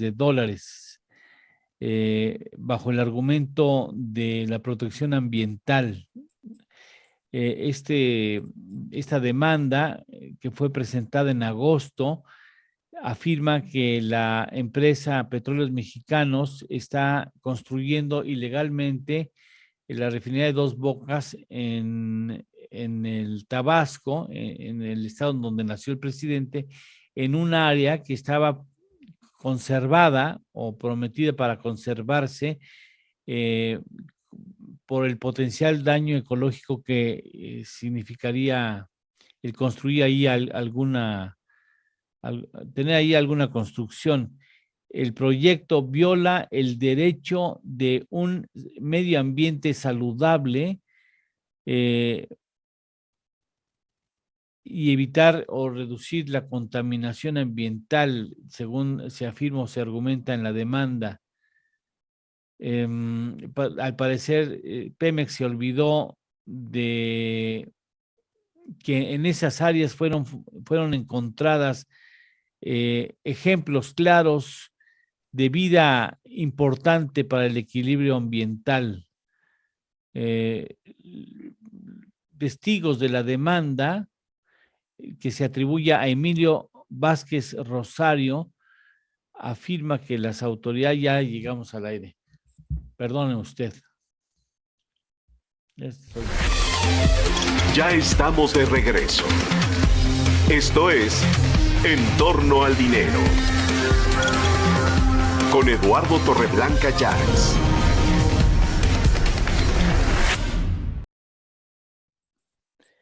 ¿Cómo estás, Juan Carlos? Juan Carlos Anaya, ¿cómo estás? Bien, Eduardo, buenos días. Con el gusto nuevamente de estar en tu programa. A ver, teníamos un pendiente ayer.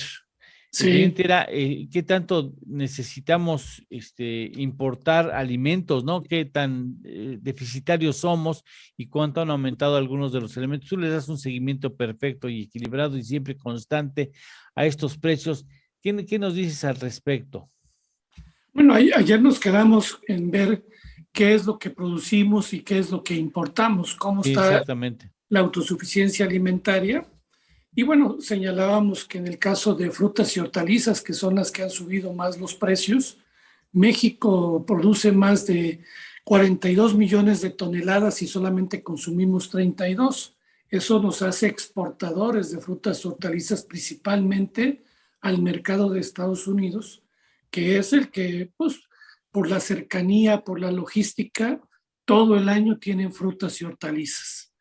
En el tema agroindustrial, fíjate, producimos 54 millones de toneladas, donde sobresale nuestra caña de azúcar, el agave, que es para el tequila, que ya es el segundo producto exportador, también nuestros cafés, y ahí consumimos 38, eso nos hace exportadores de azúcar, principalmente al mercado americano.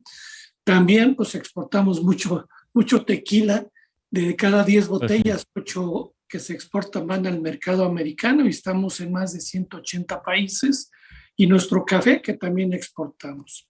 En el tema pecuario de la proteína, producimos 24 millones y consumimos 29. Ahí tenemos que traer leche, que somos deficitarios, solamente producimos el 82% de la leche que consumimos. Y en el caso del cerdo, México solamente produce el 65%, tenemos que traer mucho cerdo, principalmente pierna de Estados Unidos, e importamos una parte de pollo, 19%, que no lo producimos, principalmente pierna, muslos y algo de pechugas. Y en el caso de carne de res somos autosuficientes, exportamos más de lo que importamos de carne de res.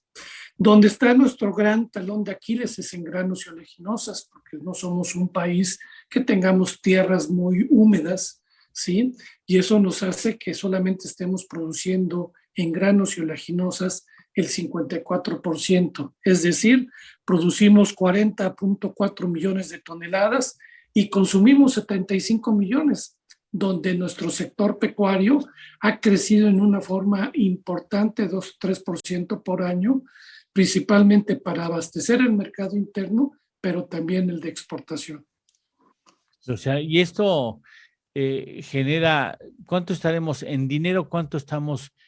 Si es que esos datos no necesariamente lo tienes en la memoria, pero más o menos cuánto tenemos que importar de alimentos anualmente, cuánto nos cuesta la dependencia económica, la dependencia en la adquisición de esos alimentos. Mira, este año estamos estimando, bueno, al mes de noviembre llevamos exportados 36,000 millones e importado en valor 29,000 millones. Sí lo traigo en la memoria porque lo acabamos de publicar. 29,000 millones de dólares estamos importando. A ver, otra vez, déjame que me va a dar un infarto. ¿Cuánto estamos importando de alimentos? 29,000 millones de dólares. 29,000 millones de dólares de alimentos. ¿Sí? Y exportando 36,000, lo que hace que tengamos una balanza superavitaria de 6,900 millones de dólares. ¿Por qué no podemos atajar los 29,000? O sea, ¿no pudiéramos hacer algo para que esos 29,000 no fueran 29,000, si fueran 15,000 o fueran menos de 10,000? Sí, pero fíjate, de esos 29,000, 18,000, casi 19,000 millones de dólares son granos y oleaginosas, donde este año, el reporte que hoy te envío, ayer anoche lo revisé, va a ser récord las importaciones. Ya al mes de noviembre llevamos una importación de 36 millones de toneladas de granos oleaginosas, creciendo contra el año pasado 10%, pero en valor, por el aumento que ha habido en los precios, las importaciones subieron en valor 60%. Principalmente importamos mucho maíz, que ahí está incrementándose la importación. Maíz amarillo, ¿verdad, forrajero? Principalmente maíz amarillo y 800,000 toneladas de maíz blanco que van a la zona sureste, que es más barato importar para la zona sureste, que es deficitario, que moverlo del centro del estado de Sinaloa.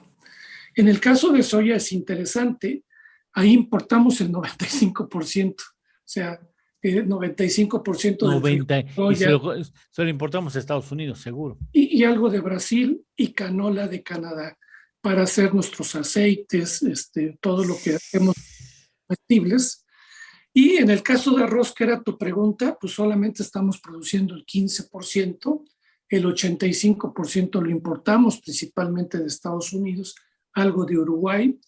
En el caso del trigo panificable, solamente producimos el 27%, el otro 63% lo importamos principalmente de Estados Unidos, Canadá y algo de Ucrania. Y en el caso de la cebada, producimos el 67% para lo que son principalmente las cervezas, donde es nuestro principal producto de importación y tenemos que importar.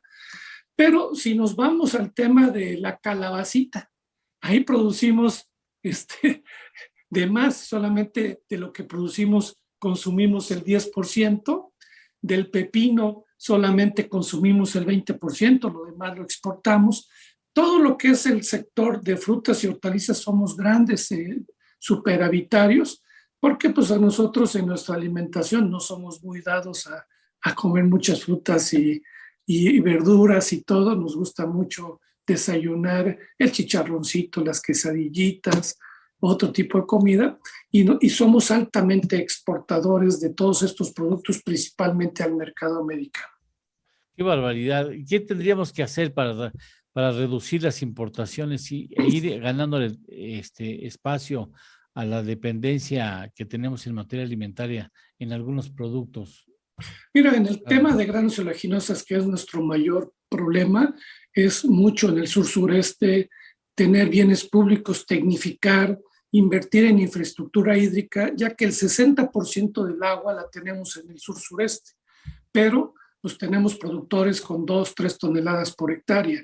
En cambio, en el estado de Sinaloa tenemos productores con 11 toneladas, igual que los de Estados Unidos, o Chihuahua con 12 toneladas, pero son productores de riego que usan semillas, no semillas modificadas, sino semillas híbridas. Mientras no cambiemos la cultura en el sureste de usar variedades criollas que son muy sabrosas para la tortilla, pero poco productivas, y no hagamos una reconversión a paquetes tecnológicos, a la tecnificación en parte del sur-sureste, la realidad vamos a tener que seguir dependiendo del exterior en el tema de granos y oleaginosas. Claro, lo compensamos en que el sector hortofrutícola, el sector agroindustrial, pues están haciendo la tarea. Y por eso nosotros señalamos que México produce el 95% de los productos que consume.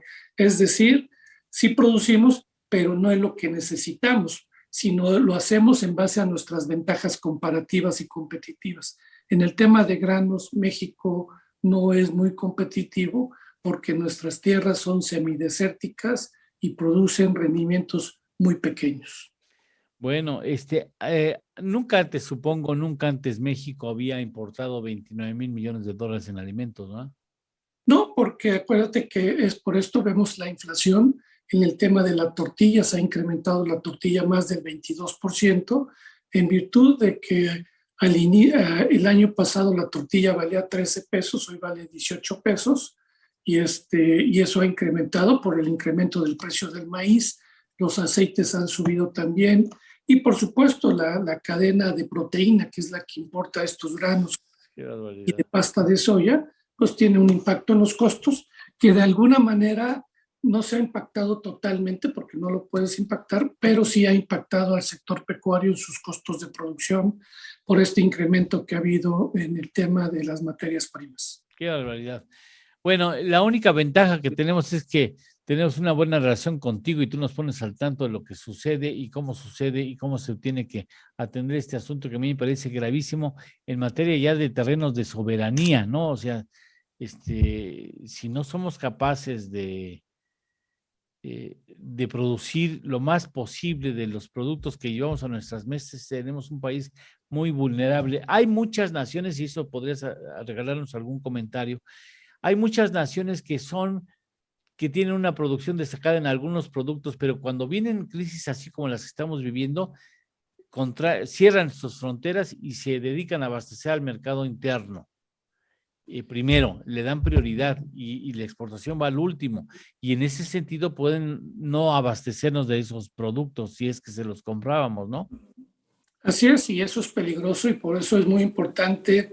Acuérdate de nuestras épocas, Eduardo, de los mercados cerrados, pues llegamos a tener inflación del 100%. Gracias a la apertura comercial, hoy teníamos inflación del 3-5%, hoy tenemos una inflación por arriba derivado de los factores que hemos venido platicando, pues del COVID, del tema de la fracturación de las cadenas, del incremento de materias primas, de los costos logísticos. Pero la realidad, gracias a la apertura, podemos traer materias primas de granos barato, darles valor en proteína o darles valor en aceites. México, sin ser productor de soya, produce el 90%, el 60% de la pasta de soya para el consumo animal y producimos el 85% del aceite, que eso hacen también los chinos.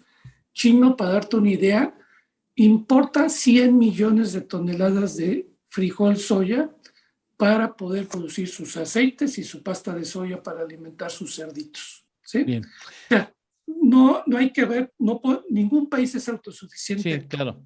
Pero sí estoy de acuerdo contigo que en el tema de granos y oleaginosas, producir el 55% o en el caso del maíz, sí es un riesgo. Y más cuando hablamos de medidas de algunas gentes de que quieren cerrar las importaciones de maíces genéticamente modificados. Todo el maíz que importamos casi es genéticamente modificado y sería una crisis del sector pecuario en México. Muchas gracias, Juan Carlos. Estaremos contigo en contacto como siempre. Y ahí les mandamos los últimos datos para que te preocupes. Ahí van los datos de cuánto estamos gastando en las importaciones. Muchas gracias, eres muy amable. Te mando un abrazo. Gracias. Gracias, Eduardo, y gracias, Lidia. Buen gracias. Día. Hasta gracias luego. a usted. Bueno, mire, vamos a ir a una pausa. En la pausa le voy a seguir platicando de esa demanda de un mexicano en contra de la construcción de la refinería de Dos Bocas. Después le vamos a presentar una entrevista que yo hice ayer a las 10:30 de la noche, cuando empezaba a trabajar Juan Carlos Nava. Él trabaja toda la noche. Entonces, para él era muy difícil estar a las 7:30, porque él termina como a las 5:30 de la mañana. Entonces, antes de que empezara la friega que se pone toda la noche, yo dije, bueno, te entrevisto en la noche, lo entrevisté ahí en la noche y se lo presentamos después de la pausa. Por eso estoy vestido de una manera distinta, ya con pijama, porque no había posibilidades de estar con corbata a estas horas. Así es que vamos a la pausa y regresamos. Esto es En torno al dinero. Con Eduardo Torreblanca y Lidia Barrón Cortés. Hacemos una pequeña pausa y continuamos. Sí, es que según afirma esta nota de Bloomberg, están demandando al gobierno el parar la construcción de Dos Bocas porque al parecer Pemex dice se olvidó que hay especies en ese bosque que hoy está intervenido por la construcción, que en el 2007 se encontraron y que el gobierno mexicano se obligó a conservar. Los papeles, ¿tú lo estás siguiendo? Lo estoy siguiendo, sí. Tú me dices si me equivoco. No, Emilio Valdés Rosario, él es el que presentó ante las autoridades. Sí. Síguele. Dice, presentó ante las autoridades del Estado un requerimiento con numerosos errores o detalles que requieren ser documentados en este caso. Dice, el último delay, que supongo que esto se refiere a este tipo de errores, fue en el 10 de enero. Dice, no es probable en muchos países. México no ha hecho, no ha presentado documentos en una corte de manera No, lo que pasa es que se le han no están disponibles los documentos que se han presentado. Y dice que no es costumbre del gobierno mexicano dar información durante un proceso legal, porque se le presentaron, incluso se le solicitó al gobierno mexicano que hiciera algún comentario. Bloomberg le ha de haber solicitado que hiciera pero algún no lo comentario, hizo. pero no lo hizo. Porque es un caso legal. Pemex está obligado a proteger la tierra que fue que fue previamente pues considerada, ¿no? De esta manera, vamos a la biodiversidad. Vamos a ver. Ya estamos de regreso. Esto es En torno al dinero. Con Eduardo Torreblanca Llanes. ¿Sabías que el presupuesto de cada episodio de Game of Thrones ronda los $10 millones, pero en la 6ª y 7ª temporada hay capítulos que llegaron a costar $100 millones, lo mismo que puede costar una película? Nunca habíamos vivido lo que estamos por vivir, Juan Carlos. Una veintena de bancos centrales instalados en la misma encomienda, el regularizar políticas monetarias, y esto es un ajuste mayúsculo. Así es, Eduardo, es importantísimo para los bancos centrales mantener la estabilidad del sistema financiero internacional. Te quiero decir, aquí quiero hacer hincapié que creo que el sistema financiero internacional es muy fuerte, es muy sólido para soportar incluso una crisis de esta magnitud, pero pues vamos a tener que soportar vaivenes, mucha volatilidad el próximo año. Y para eso se están preparando los bancos centrales. Los bancos centrales tratan de evitar, por supuesto, esa inestabilidad en las monedas particularmente, pero en todos los demás mercados, los mercados de bonos, las bolsas de valores, el mercado de propiedades, etcétera, todos los derivados, por supuesto. O sea, vamos a pasar de prácticamente tasas de cero o incluso en algunos casos negativa a positivas. ¿Eso se había vivido, que tú recuerdes, antes de esta magnitud? Fíjate que tú y yo hemos sido cronistas de varias crisis, desde los 90s, ¿recuerdas? Sí. Y las características de esta crisis son muy diferentes. Particularmente una me llama la atención. Esta es que en las otras crisis generalmente era una región o un país o un sector económico el que padecía y generaba nerviosismo en todo el mundo. En esta ocasión es generalizada la crisis, el problema, para prácticamente todas las naciones del mundo y para, por supuesto, todas las regiones, Asia, Europa, América.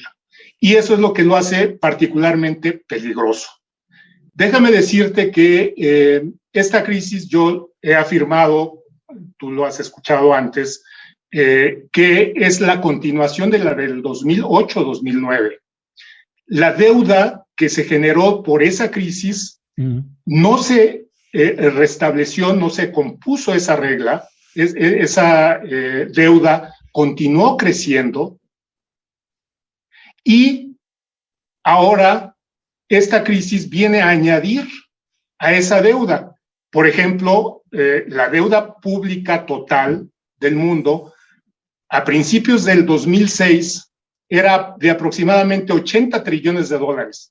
Ahorita la deuda está en los niveles de más de $300 trillones. Esto de acuerdo a las expectativas del Banco Internacional de Finanzas y del Bank for International Settlements. Y por último te digo otro dato. La balanza las hojas de balanza de los bancos centrales, particularmente del de la Fed, se ha disparado espantosamente de estar por debajo de los 2 trillones antes de la crisis del 2008-2009, ahora en 8.66 trillones. Qué barbaridad. Juntamos esta hoja de balance con el Banco Central Europeo, con el Banco de Inglaterra, con el banco con la Fed misma, sí. Y esto llega a estar hasta 18 trillones de dólares, la hoja de balance. Es decir, esto es el endeudamiento de los bancos centrales y no pueden salir de eso desde el 2008-2009 que se comenzó a generar. En el 2012 hubo un taper tantrum. Esto se le llama como un berrinche de los mercados, porque les estaban tratando de quitar a los mercados estos estímulos para mantener las tasas bajas. El problema el próximo año, Eduardo, sí, es que este taper tantrum se puede presentar porque los mercados van a estar resintiendo el alza de tasas de los bancos centrales, particularmente del de la Fed. Oye, ¿no es momento para replantear cómo va la esfera económica global a reorganizarse en materia financiera? Porque a mí me parece que de este asunto ya no salimos, ¿eh? O sea, ¿en dónde va a explotar esta crisis? Bueno, tenemos grandes riesgos. Sin embargo, hay algo que apuntala a todo el sistema financiero internacional, y esto es el sistema de libre flotación, con sus defectos, por supuesto, pero funciona y ha estado operando de manera correcta. Y esto puede darnos la idea, la esperanza, de que después que haya un retorno al equilibrio de precios de activos financieros de las diversas bolsas, podríamos tener la esperanza que la economía mundial pudiese restablecer su crecimiento de manera sana y sostenida. Esto no lo han logrado desde el 2008-2009 los bancos centrales, y esta crisis viene a ser ahora como la gota que derrama el vaso. Híjole, ¿por qué razón? Por el temor a que estalle la burbuja, la gran burbuja, ¿es que estarán temerosos y volátiles los mercados durante el 2022? Así es, los bancos centrales padecen ahorita una gran confusión. Por un lado, se dan cuenta que hay muchas burbujas a punto de estallar. Incluso la Reserva Federal sacó una publicación el mes pasado donde advierte de ese riesgo, la misma Reserva Federal. Por lo tanto, los bancos centrales saben que también por la inflación al consumidor, que sabes que es generalizado este fenómeno por todo el mundo, la alta inflación al consumidor, pero sobre todo por la inflación de activos financieros que hay en el mundo, los bancos centrales saben que tienen que subir las tasas porque ya es insoportable este nivel de burbujas que se generan en todo el mundo. Incluso China como país, yo te podría decir que es la madre de todas las burbujas. Por lo tanto, van a incrementar las tasas de interés el próximo año para evitar estas burbujas, pero se crea el problema gravísimo de que los mercados tengan un taper tantrum, un berrinche de los mercados. Todos estos años, desde 2008-2009, los mercados han estado sedados, han estado drogados por las bajas tasas de interés que han generado los bancos centrales. ¿Qué va a suceder cuando se les quite esta droga a los mercados? Y es por eso la volatilidad, el nerviosismo que hay para el comienzo del 2022. La Reserva Federal se espera que pudiera tener ahora, dentro de sus proyecciones que mañana vamos a conocer, un incremento de hasta medio punto porcentual, y esto por la mayor parte de los que pronostican esto dentro de la Reserva Federal, que son 18 miembros. Es un golpe muy fuerte para todas las economías, para todas las monedas del mundo, y las monedas del mundo también son parte de estas burbujas. Todas están sobreapreciadas. Y, por lo tanto, cuando el dólar regrese a su nivel de equilibrio, estas monedas tenderán, por supuesto, a depreciarse. Y esto conllevará, por supuesto, grandes vaivenes, mucha volatilidad en los mercados. ¿Anticipa la posibilidad de que aumente este miércoles, la Fed decida aumentar el descuento de estímulos a su economía, es decir, en lugar de retirar 15,000 millones de dólares al mes, retire ya más cantidad de dinero que inyecta el mercado, o que adelantara, que posiblemente en el primer trimestre adelantaría el incremento de tasas, avisa que va a anticipar el incremento en las tasas de interés de referencia?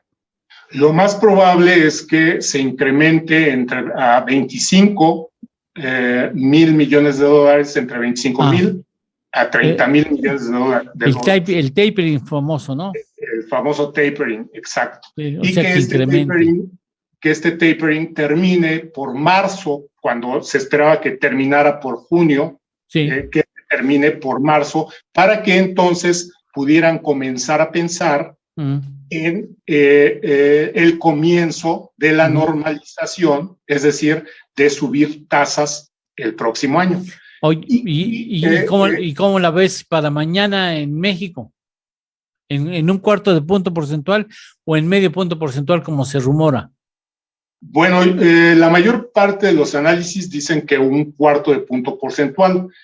Tú sabes que por cuestiones políticas eso sería pues lo más probable. Sí, lo más prudente incluso. Quizás. Sabes que con respecto al Banco de México hay dos consideraciones importantes. Una, la del crecimiento de la economía, que por supuesto el incremento de tasas opera en contra del crecimiento de la economía, ¿sí? Pero la más importante consideración ahora no es el crecimiento, porque esto es de largo plazo. La más importante consideración ahora por parte de las autoridades del Banco de México debe ser el mantener la estabilidad dentro de lo que se pueda con las tormentas que provienen del exterior del peso mexicano. Porque si no se mantiene al peso mexicano estable, esto podría provocar en el corto plazo muchos más problemas de lo que podría ocasionar un incremento de tasas que operaría al mediano y largo plazos. Bien, solamente me resta dos cosas. Uno, decir que qué bonito saco tienes, ¿no? Qué buen gusto. Muchas felicidades. Y bueno, muchas gracias por concedernos pues una buena cantidad de minutos antes de que propiamente comienzas a trabajar, porque tú trabajas mientras nosotros descansamos, tú trabajas, ¿no? Y terminas más o menos como a las 5 de la mañana, 5:30 de la mañana, terminas de exhausto y a dormir. Entonces te agradezco que te hayamos robado unos minutos antes de que empieces a trabajar. Te mando un abrazo y espero que nos escuchemos nuevamente la próxima semana. Es un placer siempre, Eduardo. Muchas gracias a ti. Muchas gracias, al contrario, que no te voy a decir que pases buena noche porque sé que vas a trabajar, que tengas buena jornada. Muchas gracias, igualmente. Gracias. Vamos con Lidia Barrón y regresamos. Pues muy interesante esta entrevista, Lalo. Sí, está muy interesante. Muy interesante. Mucha luz.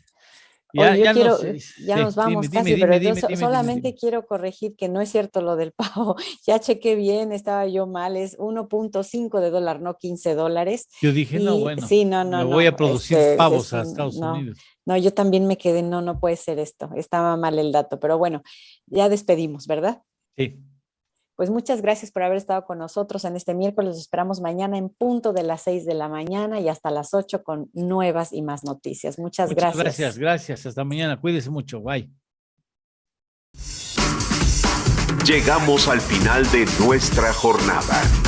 Acaba En Torno al Dinero con Eduardo Torreblanca Llanes.